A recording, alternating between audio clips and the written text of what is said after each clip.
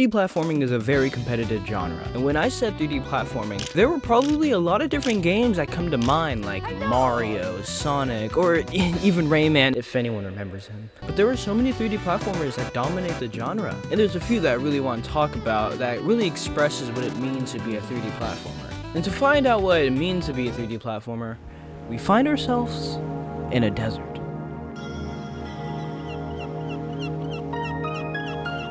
The Big Catch was able to catch many people's attention with its style emulating older games like Rayman 3 or any other game in the 7th generation of consoles. Looking at this game just breathes nostalgia. I'll talk about the gameplay in a second, but man, is this aesthetic beautiful. The initial Kickstarter trailer back in September 2022 had presented this game with an almost CRT TV filter you'd use with consoles in the older generation. Okay, but now onto the game itself. You are in an open world play area where you get to play as this fisherman with this handy dandy fishing rod. You are first put in a tutorial section to learn the basics of the game for a bit, but then you're thrown into this large world with no direction but to explore ruins and catch fish. Throughout the ruins, there are actually really challenging platform sections that utilizes all of your surroundings and movement options. You're faced with poles you may have to swing on, hang from, or even jump on ropes and run on walls. The immediate standout of the game is the movement. You have to use many tools to schmooze through this land with, of course, your jumps, wall runs, backflips, spin jumps, ground pounds, slide and slide jumps. But with the fishing rod, you're able to swing on specific obstacles and it adds such a fun element to the game. It's like Spider-Man meets Mario, and it's amazing. You can use your momentum to propel yourself across the room. This tool leads to fun platforming bits that are quite difficult. This is something that makes the game unique. The difficulty.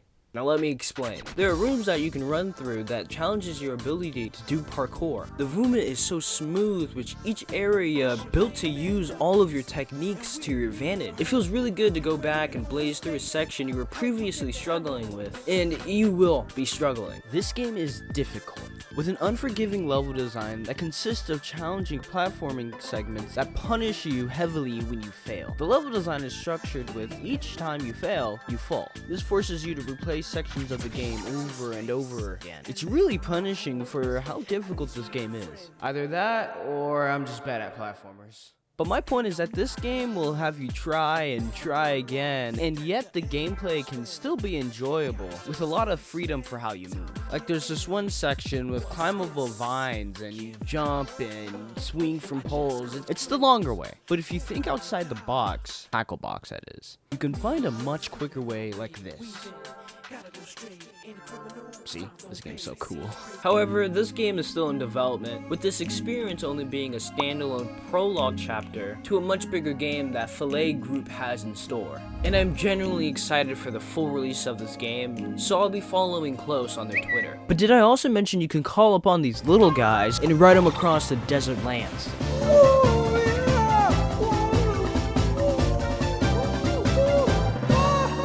I'll talk about the next game in just a second, but I would like a second of your time. Subscribe. That's it.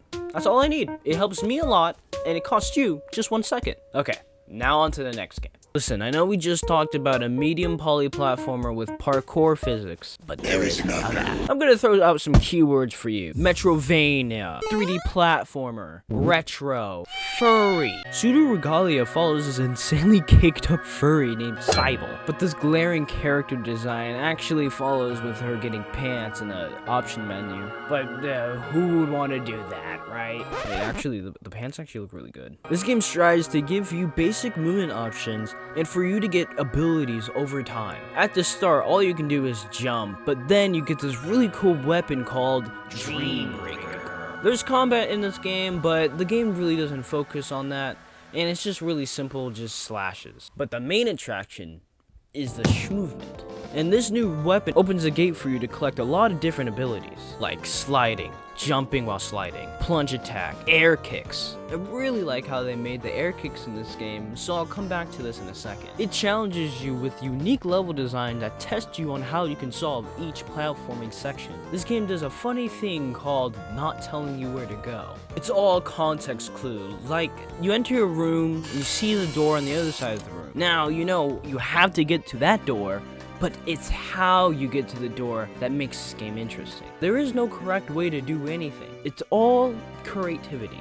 The best example of this is the movement options you have at your disposal. And now we can talk about the air kicks. You press A in the air, and after a short delay, Cybele will kick in front of her. You can use this to propel yourself a bit forward and keep yourself in the air and perform wall jumps. You can only perform this 3 times in the air. However, you can make really good use of it when you need to make it to higher up platforms or even further across surfaces. But there's a secret use to this as well. You see, you can throw your Dream Breaker in the air, which does nothing. It doesn't even damage enemies. However, what if we were able to kick it? This game asks you this exact question. Can I kick it? The answer is yes, you can. Can I kick it?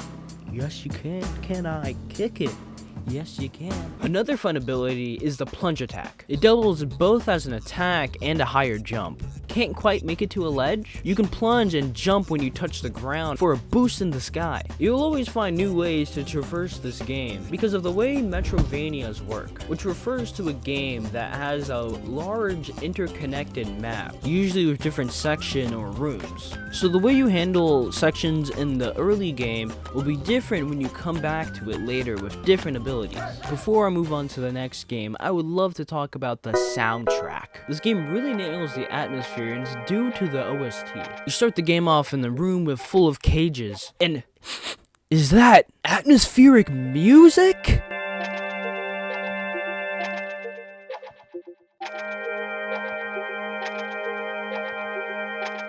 If I haven't sold you on this game already, then maybe the $6 price tag will. And also, this game was made by one developer. What? Do you ever wonder what the Sonic Mania team did after Sonic Mania? Well, for those that do wonder, Penny's Big Breakaway is the answer you were looking for. And immediately you can tell by the use of saturated colors. This is Penny, and this is their sentient yo-yo. And that's all you need to know. Unlike the last 2 games, this game follows a level-to-level structure, with you running through the stages with your abilities that help you carry your momentum and generate speed. Remember the sentient yo-yo? Well, that yo-yo is how you're doing all your movement. Soon I'll talk about the controller scheme because it really helps with the gameplay. But first, here's what you have for movement. You can throw your yo-yo in any direction, and double tapping throws yourself in that direction for a nice boost into any of your other moves, like your swing move and riding your yo-yo like a unicycle. These are the core abilities that help you maneuver these lands, but it's also helped with the use of the right stick.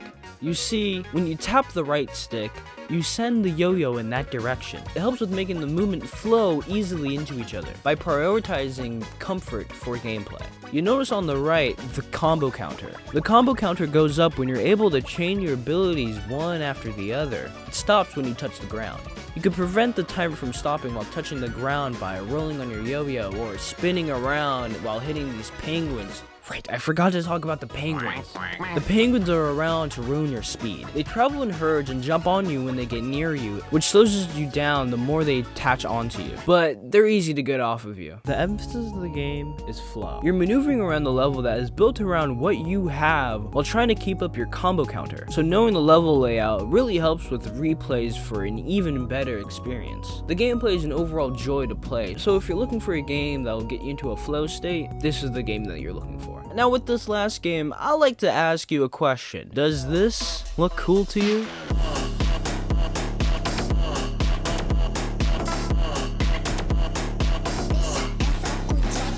And so parkour's kinda cool, if you agree with me. But holy crap, is it dangerous? Like, I'm not doing that in real life. Well, it's a good thing there's a game exactly for that mindset. Rooftops and Alleys. That's the game, I'm not just saying that. In this game, you are a parkour master with the moveset that's exactly like the YouTube video. You jump, roll, climb, run on walls, dive roll, and even that sick as hell backflip. To improve in this game, you need to understand what the right move is to properly maneuver these areas. This game is a lot more grounded in reality than the other games on this list. If you want to do a backflip, you can, but you need to manually flip by combining a jump and holding the direction you want to flip in for the entire duration of the turn, and landing with a roll. You can't ground pound to gain more height, so you have to perform advanced parkour movements and use the obstacles obstacles around you to your advantage. A platform may be too high, so you need to use the wall and make it to the other side. The gameplay is really good for whenever you need to turn your brain off and play a game. However, this game has a nice trick up its sleeve. 3D platforms are usually played within the third-person perspective, but what if we can take it to a whole new perspective?